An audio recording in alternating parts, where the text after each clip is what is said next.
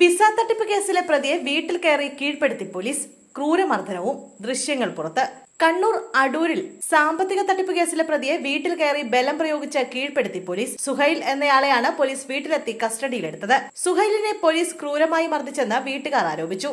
പ്രതിയെ പോലീസ് കീഴ്പ്പെടുത്തുന്ന ദൃശ്യങ്ങൾ പുറത്തുവന്നു. കസ്റ്റഡിയിലിരിക്കെ ടോയ്ലറ്റ് ക്ലീനർ കുടിച്ച പ്രതി ഇപ്പോൾ പരിയാരം മെഡിക്കൽ കോളേജിൽ ചികിത്സയിലാണ്. സുഹൈലിന്റെ മുറിയിലേക്ക് പോലീസ് അതിവേഗം കടന്നെത്തുകയും പ്രതിയെ കട്ടിൽ നിന്ന് വലിച്ചഴിച്ച് കൊണ്ടുപോകുന്നതും പുറത്തുവന്ന ദൃശ്യങ്ങളിൽ കാണാം.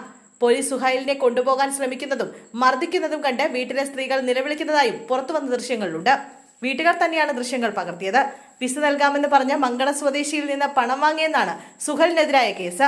മഫ്തിയിലെത്തിയ പോലീസുകാർ യാതൊരു വിവരവും തങ്ങളോട് പറയാതെ നേരെ സുഹൈലിന്റെ മുറിയിലേക്ക് കടന്നു ചെന്ന് മർദ്ദിച്ച് ബലമായി സുഹൈലിനെ പിടിച്ചുകൊണ്ടുപോയെന്നാണ് ബന്ധുക്കൾ ആരോപിക്കുന്നത്. ഇക്കാര്യം ചൂണ്ടിക്കാട്ടി ഇവർ ജില്ലാ പോലീസ് മേധാവിക്ക് പരാതി നൽകി. എന്നാൽ പ്രതി സുഹൈൽ പോലീസുകാരനെ ട്രോഫി കൊണ്ട് തലക്കടിച്ചെന്ന് മങ്കട പോലീസും പറഞ്ഞു. അതിനുശേഷമാണ് പോലീസ് തിരിച്ചടിച്ചതെന്നുമാണ് വിശദീകരണം. പ്രതി കസ്റ്റഡിയിലിരിക്കെ ടോയ്ലറ്റ് ക്ലീനർ കുടിച്ചു. നിലവിൽ ആശുപത്രിയിൽ ചികിത്സയിലാണ്.